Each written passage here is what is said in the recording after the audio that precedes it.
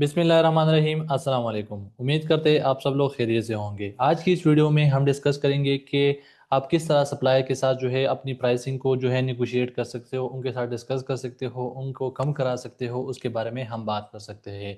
सबसे पहले आपको ये समझना चाहिए कि कौन से सप्लायर के साथ जो है आप निगोशिएट कर सकते हो और कितने तक आप निगोशिएट कर सकते हो, ये आपको समझ आना चाहिए।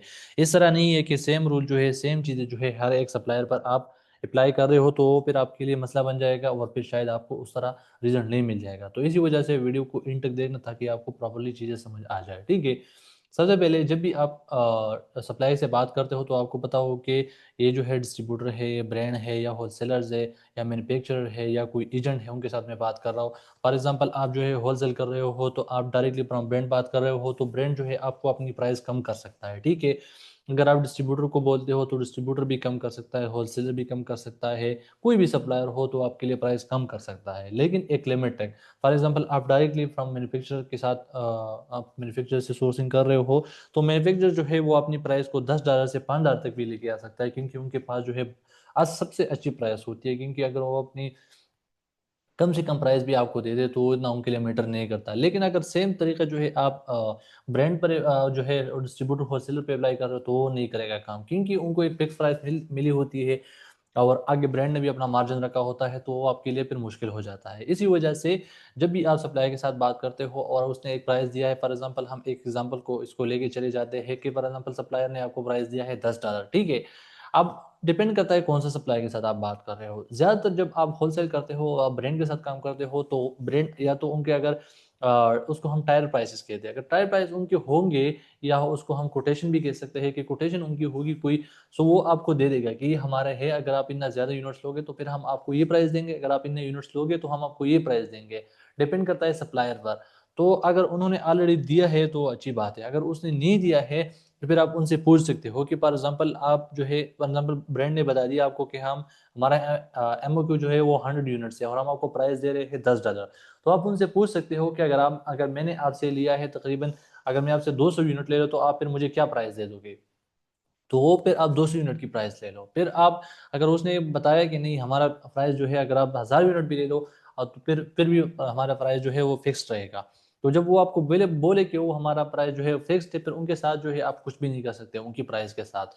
फिर जो है आप जो है आप फॉर एग्जांपल आप उसको बोल सकते हो कि वो आपको शिपिंग फ्री दे दे, या वो इस तरह कर सकता है कि जो है वो आपको FNSQ लेवल फ्री में लगा सकता है। वो अगर शिपिंग का कास्ट फॉर एग्जाम्पल 1000 यूनिट्स की $200 आ रहा है तो वो आप उसको बोल सकते हो कि इस शिपिंग जो है मेरे लिए फ्री करो, या फिर आप इस तरह करो कि अगर $200 आ रहे हैं तो फिर $100 मुझसे ले लो, $100 ना लो, क्योंकि $100 फिर भी आपको प्रॉफिट बचेगा जो दूसरों सेलर्स को नहीं दे सकता, जो दूसरों सेलर्स के पास वो प्राइस नहीं होगा। क्योंकि अगर $10 प्राइस मिल गया तो फिर रेफरल फी हो गया, उसके साथ स्टोरेज, इनबाउंड फी, प्लेसमेंट फी, ये सब मिला के फिर उसके बाद जो है और FNSQ का जो होती है, शिपिंग कास्ट जो होती है, अगर वो शिपिंग कास्ट से कट गया तो आपको अच्छा प्राइस मिल गया as compare to other seller. तो इसी वजह से जो अगर सप्लायर आपको एक फिक्स प्राइस के बारे में बोले, फॉर एग्जांपल मैं आपसे कहा ब्रांड के बारे में, होलसेल के ब्रांड जो USA में नॉर्मली होता है, तो उनकी फिक्स प्राइस होती है, फिर वो जो है आपको कम नहीं करता।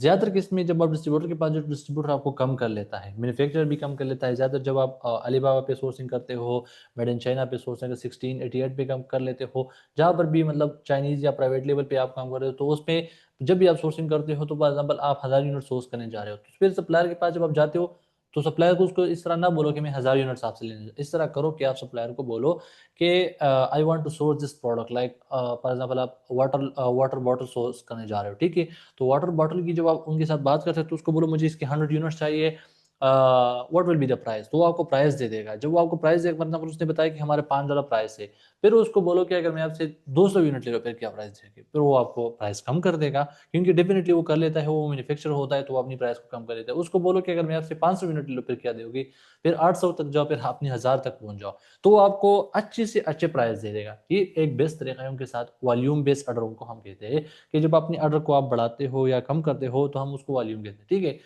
तो अपने वॉल्यूम को जो है वॉल्यूम बेस्ड उनके साथ पे काम करो तो आपको बेस्ट प्राइस दे सकता है। उसी के साथ साथ फिर शिपिंग पे आप बात कर सकते हो कि मुझे जो है आ, इतना शिपिंग अगर प्राइस कम नहीं किया तो मुझे शिपिंग फ्री में दे दो, इसके फिनिश क्यों फ्री में लगाओ। लेकिन डिफरेंट डिफरेंट सीनेरियो होता है। अगर आप प्राइवेट लेवल के लिए सोर्सिंग कर रहे हो तो आपको बहुत ज़्यादा कम भी कर सकता है।